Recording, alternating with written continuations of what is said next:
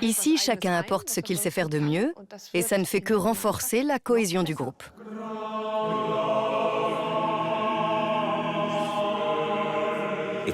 Dès la première inspiration, tout le monde se dit « on va faire ça ensemble ». C'est une seule vision. Je n'ai jamais rien vu qui soude un groupe de personnes aussi vite que le fait de simplement prendre une inspiration et de chanter.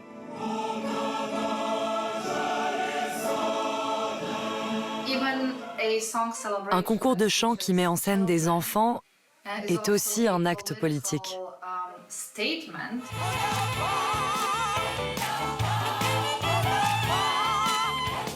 On se réinvente à l'âge de la retraite. Du jour au lendemain, il faut apprendre des textes, se produire sur scène. Il faut rendre crédible ce que l'on chante.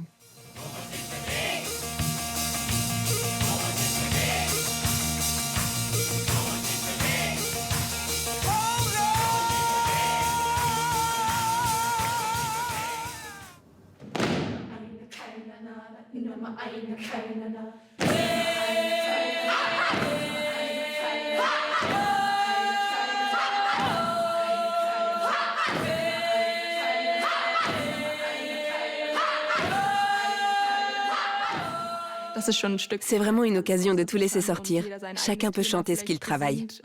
Peut-être simplement évacuer la colère de la semaine ou quelque chose comme ça. Ça dégage énormément d'énergie.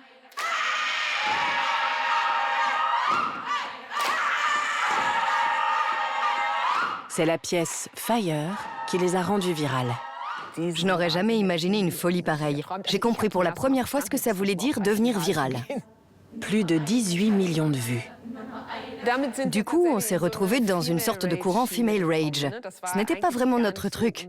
Ça s'est fait tout à fait involontairement. Les filles ont une force incroyable et c'est intéressant aussi de voir l'effet que ça produit ou la façon dont les autres le perçoivent.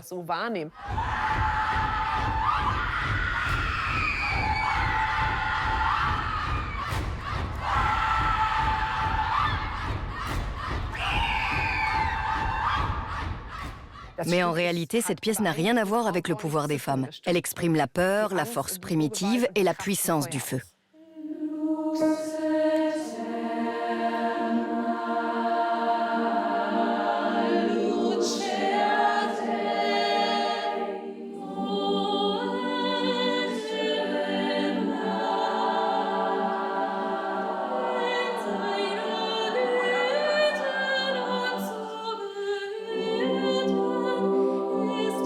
Qu'elles expriment une puissance déchaînée ou une grande délicatesse, que ce soit à l'Elbphilharmonie, dans des églises ou des salles de concert, le Mädchenchor Hamburg, le chœur de filles de Hambourg, a acquis une réputation internationale. Mais pour les chanteuses, ce qui compte, c'est autre chose. Chanter toute seule, c'est bien, mais c'est encore mieux au sein de ce groupe. Et c'est une grande joie pour moi.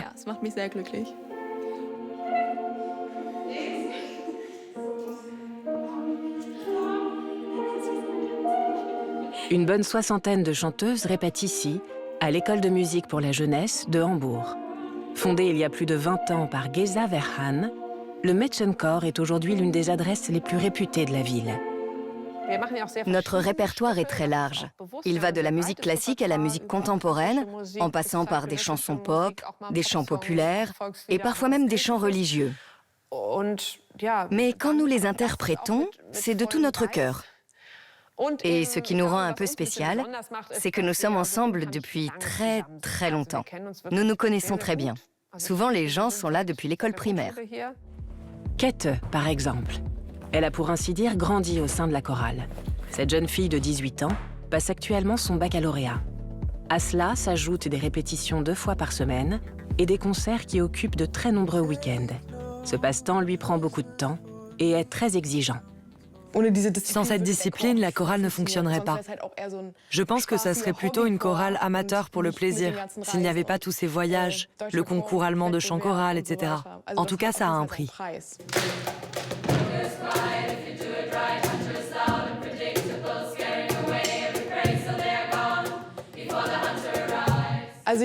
J'ai toujours l'impression que l'école nous retire un peu d'énergie et que la chorale nous la restitue.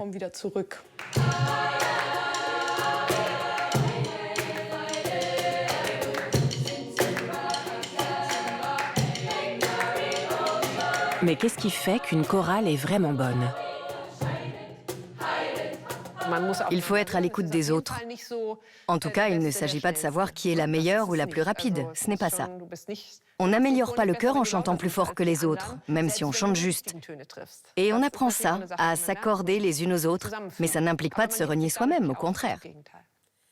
En concert, il y a une règle. Tu ne dois jamais chanter trop fort, au point de ne plus entendre ta voisine. Et on se rend compte qu'on peut tout à fait transposer ça à la société. Il faut parfois savoir se mettre en retrait pour pouvoir entendre les autres. Une leçon de vie. Ce que Geza Verhan enseigne à ses chanteuses va au-delà d'une musique passionnante. Et musique égale discipline. Chaque année, elle part au loin avec sa chorale pendant les vacances scolaires. Elles viennent de rentrer de Chine. C'est une entente entre les peuples, à travers la musique. On s'apprend mutuellement des morceaux, on se les montre en disant « Voyons ce que nous savons faire, voyons ce que vous savez faire ».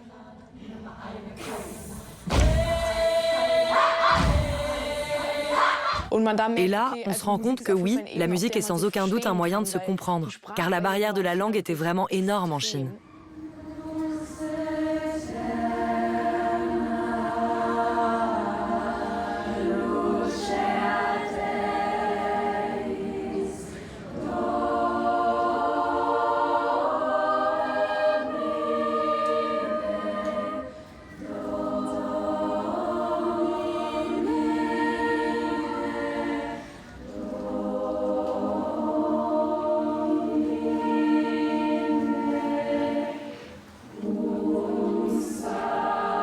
C'est surtout au cours de ces voyages qu'on se rapproche vraiment les unes des autres. On apprend à s'accorder, à tenir compte des besoins de chacune pour que tout se passe bien. C'est ce qu'on apprend ici, en plus de la musique, bien sûr. Prendre soin les unes des autres, se faire confiance et croire en soi. Tout cela s'apprend ici tout naturellement.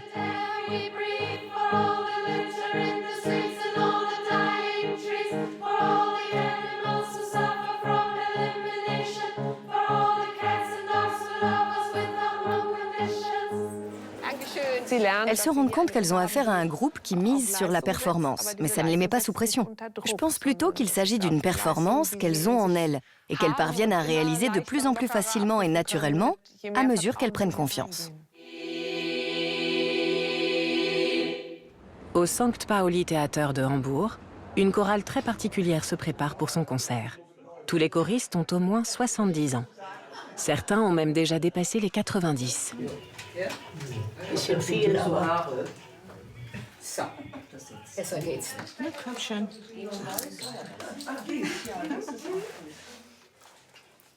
Hey, hey, hey, hey, nicht? Hey, hey, nee, nee. Hey, hey, hey, das hey. Ja, ja, so mach ich's auch. Je suis encore l'un des plus jeunes et à 70 ans pile, mes petits-enfants m'ont dit « Grand-père, tu dois chanter maintenant ». Et je fais partie de la chorale. J'ai 88 ans. C'est réconfortant de voir que nous avons tous le même genre de soucis. On s'entraide pour enfiler nos caleçons. On rigole pas mal.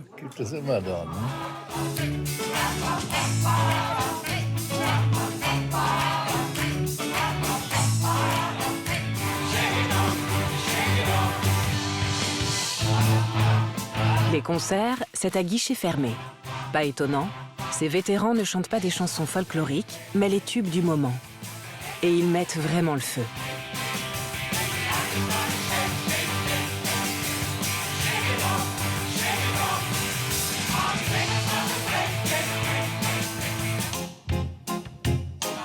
Alle mähen Rasen, putzen ihre Fenster.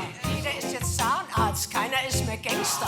Keiner will mehr ballern, treffen um zu reden. Niemand macht mehr Malle, alle fahren nach Schweden. Mon élixir de vie, oui, c'est la musique. Ce moment où on entre en scène, où l'on est pleinement concentré et où l'on se rend compte qu'en fait, il va toujours falloir rester concentré, même si on se laisse emporter. Et ce mélange, je le trouve fascinant.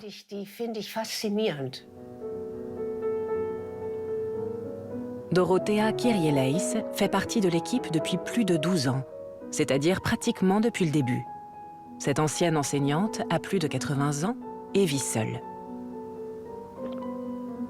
C'est très agréable de faire la connaissance de personnes du même âge et de se lier d'amitié avec elles de cette manière, tout à fait différente. Et le fait de faire quelque chose ensemble et de se lier d'amitié, je trouve ça absolument rajeunissant. Ça donne de l'espoir et ça permet parfois d'oublier un peu les douleurs.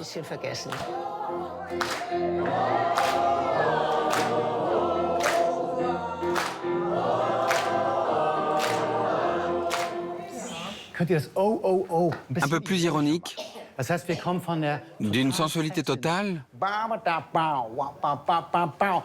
on passe à... Et pas non plus supporter de foot. Entre la souffrance et l'ironie. C'est Jan Christoph Scheibe, on l'appelle Scheibe, qui a fondé la chorale des seniors.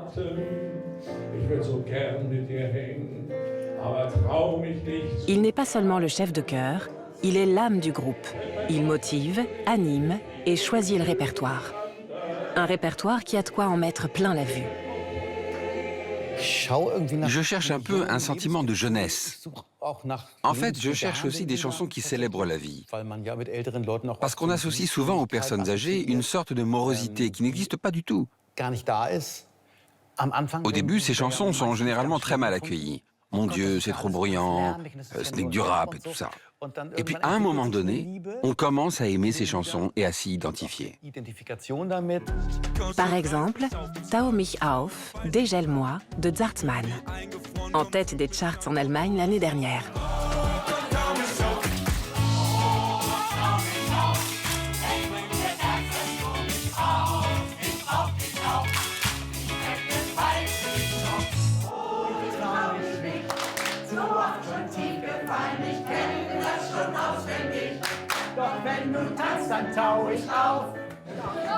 Je suis ravie. Ces paroles sont tellement intelligentes. Avant, je n'aimais pas écouter de la musique pop. Mais aujourd'hui, je chante ces chansons avec beaucoup de passion, car les paroles sont géniales. Oui, et tu peux l'entendre. La joie de vivre est là à l'état pur. Même le rock politique contre les violences policières et le racisme ne leur fait pas peur.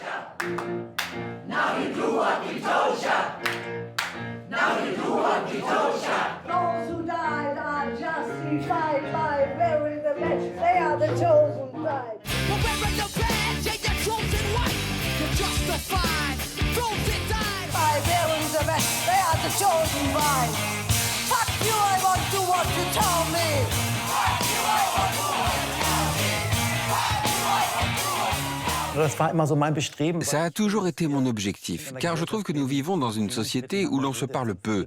Chacun reste dans sa bulle, tant sur le plan politique que dans les rapports entre les générations. Pour moi, si les personnes plus âgées souhaitent que les jeunes apprennent un poème de Rilke par cœur, alors cette génération devrait elle aussi connaître un morceau de rap. Cela faciliterait grandement le dialogue avec les jeunes. Et là, on a de vraies surprises. Car beaucoup de chansons prennent une toute autre signification lorsqu'elles sont interprétées par ces seniors, comme The Final Countdown.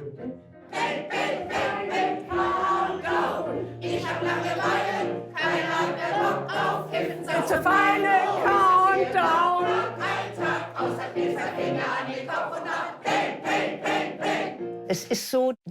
Le fait est que la fin de la vie, c'est-à-dire la dernière étape, c'est bien ça qui nous attend désormais.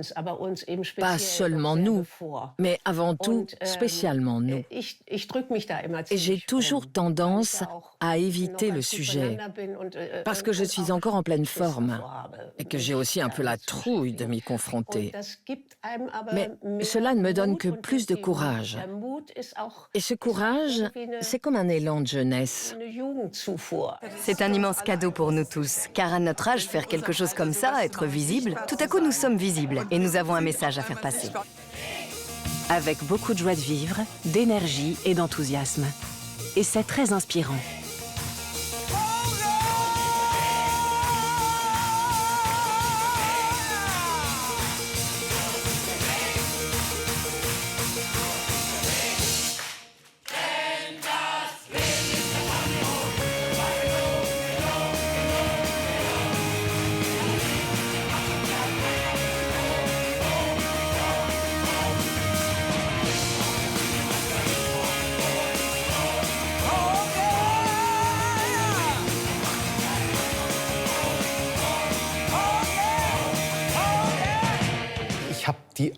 J'ai complètement perdu ma peur de vieillir.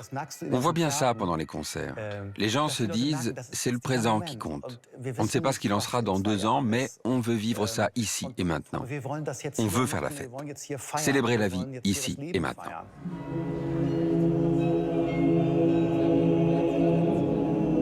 C'est à Anvers que vit l'un des compositeurs de musique pour chœur les plus célèbres de notre époque, l'Américain Eric Whitacre.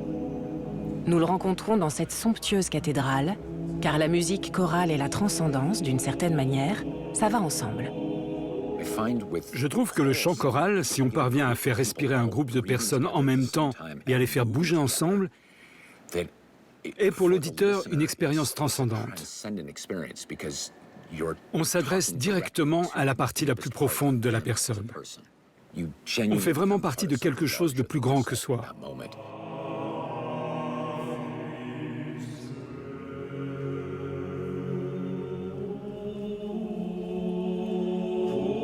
Cette pièce s'appelle Lux Aurumque, lumière et or.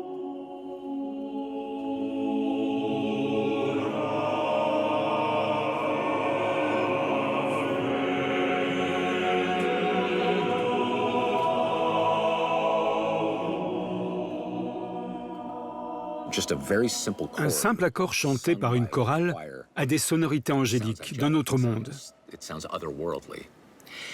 Mais plus encore, dans l'acte de chanter avec une chorale, quelque chose fait que, même si l'on est un individu, on écoute aussi ceux qui vous entourent et l'on se fond avec eux à chaque instant.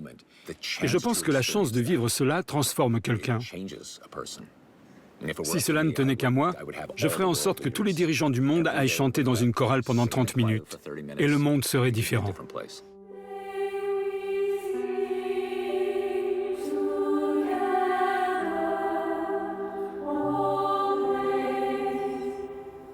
Eric Whitacre a fondé le Virtual Choir. Le principe était que tout le monde pouvait participer en lui envoyant un enregistrement vocal d'une de ses compositions. Puis Whitacre a assemblé les vidéos avec des moyens numériques. C'est ainsi qu'est né un chœur mondial, au sens propre du terme.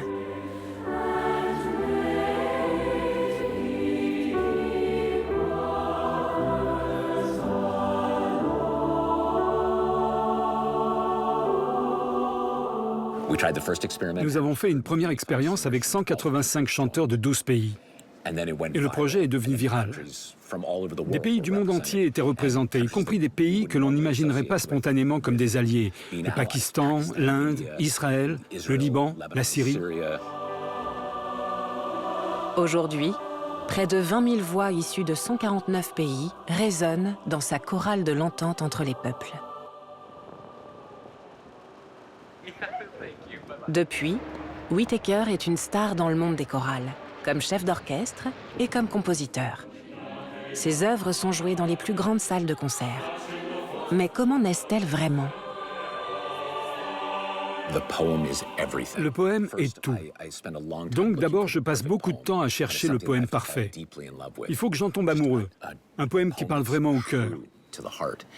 Puis, avant d'écrire la moindre note, je fais des dessins. Je conçois ce que j'appelle une architecture émotionnelle et j'essaye de peindre la structure de la pièce telle qu'elle se déploiera dans le temps. Et une fois que j'ai mis cette image sur le papier, je commence à composer. Je ne commence jamais par le début ni par la fin. J'essaye toujours de me retenir autant que possible pour entendre la musique qui bouillonne sous les mots du poème. Whitacre compose des univers sonores qui oscillent entre la pop et le chant choral classique. Il crée des atmosphères aériennes et lumineuses, et aussi des moments de silence. Quand je compose, je réfléchis beaucoup au silence. Pour moi, le silence a une sorte de poids, une texture. Pour moi, ce n'est jamais seulement « là il y a le son, là on s'arrête, et maintenant revoici le son ». Même quand je dirige, il y a le son, puis la coupure, et une fluidité. D'une certaine manière, c'est une structure veloutée. Le silence est la toile et le son est la peinture. Comme ici, par exemple. Tendez l'oreille et écoutez le silence.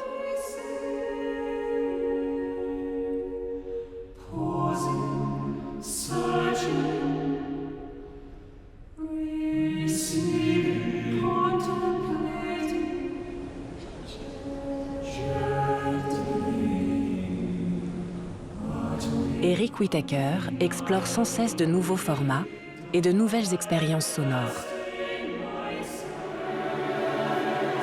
À Barcelone, il dirige une chorale qui interprète une œuvre de Bach au ralenti.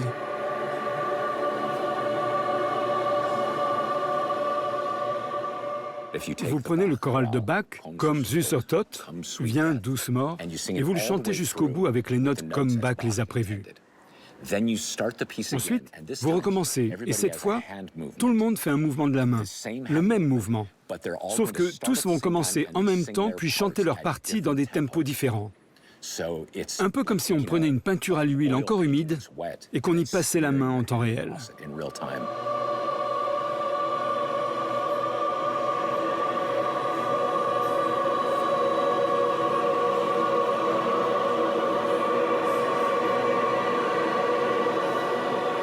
Lorsque certaines personnes chantent, on voit bien qu'elles traversent cette expérience avec une sorte de douleur, presque dans une agonie.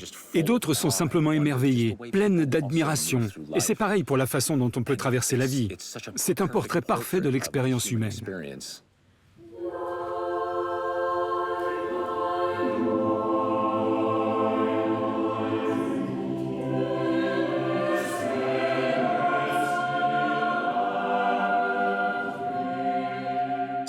Chanter ne vous apprend pas seulement à faire preuve d'empathie et à devenir quelqu'un de meilleur, un meilleur citoyen si vous voulez. Mais cela vous enseigne l'histoire, les mathématiques, les sciences et la physique. Ça remonte le moral. Nous savons que cela apporte des bienfaits physiologiques, que cela vous rend plus confiant. Ça n'a que des avantages. La Lituanie. Beaucoup de forêts et très peu d'habitants. Mais tous les 4 ans environ, début juillet, ce lieu verdoyant de Vilnius accueille un spectacle unique. Des dizaines de milliers de personnes se rassemblent pour la Dainúsventé. Elles forment un immense chœur et rendent hommage pendant plusieurs jours à la culture et aux traditions de leur pays. La directrice musicale, Éva Krivickaitė, s'est engagée depuis longtemps dans cet événement majeur. J'ai grandi au sein de ce mouvement. Je chantais dans cette chorale de 10 000 voix quand j'étais enfant. Ça m'a vraiment façonnée en tant que personne. Cela a façonné mes valeurs et ma compréhension de ce qui est possible. Chanter avec les autres choristes sur cette scène, c'est tout simplement magique.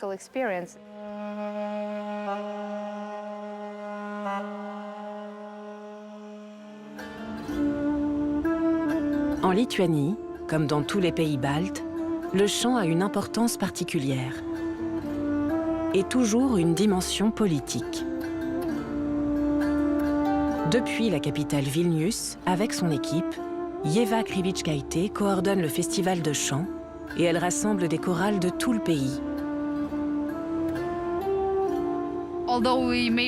Nous pouvons être très différents, venir d'horizons divers et avoir des histoires différentes, c'est vrai, mais tous nous créons notre pays. Et c'est la responsabilité de chacun de créer notre patrie. Le Festival de la chanson est inscrit au patrimoine culturel immatériel de l'UNESCO. Les préparatifs de cet événement commencent des mois à l'avance. Le Festival de la chanson des élèves a lieu tous les 4 ans. Cet été à Vilnius, on attend 23 500 jeunes de 7 à 18 ans. Il y a certainement dans tout le pays plein d'équipes qui vont se réunir comme celle-ci aujourd'hui et demain pour s'assurer que les enfants de leur région sont prêts.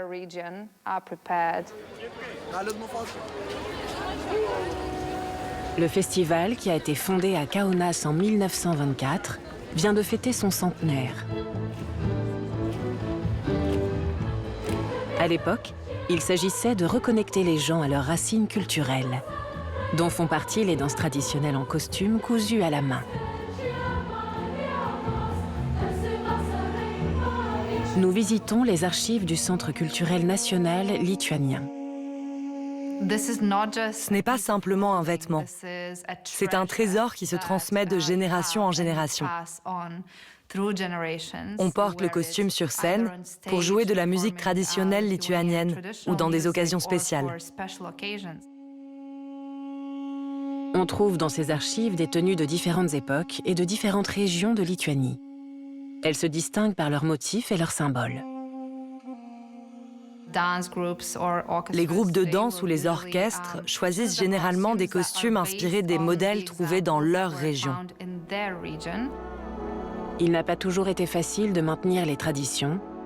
Sous l'occupation soviétique, l'art et la culture étaient censurés. Ensuite est arrivée la révolution chantante dans les États baltes. Le point culminant fut une chaîne humaine de 650 km. Environ 2 millions de personnes ont manifesté pour l'indépendance, contre l'Union soviétique. C'était la voix balte.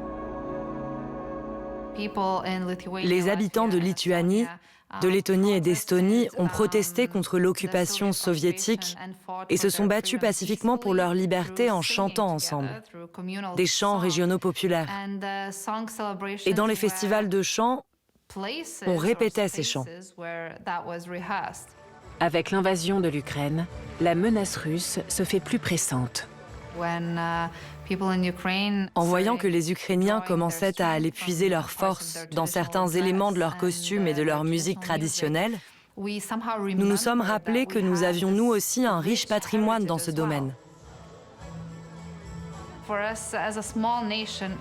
Nous sommes une petite nation et il est d'autant plus important de préserver notre identité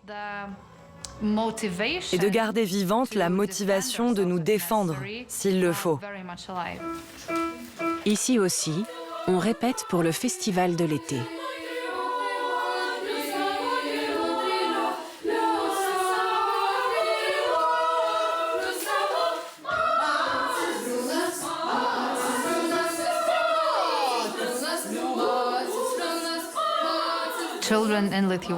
En Lituanie, comme partout ailleurs, les enfants sont de plus en plus accros à leur téléphone. Mais dans les festivals de chant, en réalité, le pourcentage d'enfants est quand même en hausse. Et il y a de bonnes raisons pour ça. Ça me rend heureuse et ça me permet d'apprendre quelque chose. J'aime bien m'occuper, je n'aime pas rester assise dans mon lit à ne rien faire. Je suis émerveillée par la façon dont nous chantons des chansons aussi anciennes. J'aime beaucoup ces chansons, et aussi le fait que nous puissions encore les chanter. C'est une grande responsabilité pour nous. Nous pouvons faire vivre ces chansons pour qu'elles ne finissent pas au musée. Ici, dans seulement quelques semaines, 23 500 enfants et adolescents vont chanter ensemble.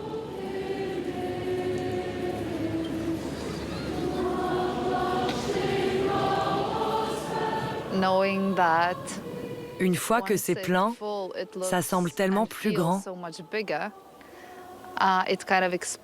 C'est comme si ça grandissait avec les émotions de chacun et le son de tout ce monde qui chante. Et cela me rappelle aussi que la célébration par le chant est un processus nécessaire et constant. Les saisons vont et viennent, nos vies changent, mais ça, c'est quelque chose qui reste.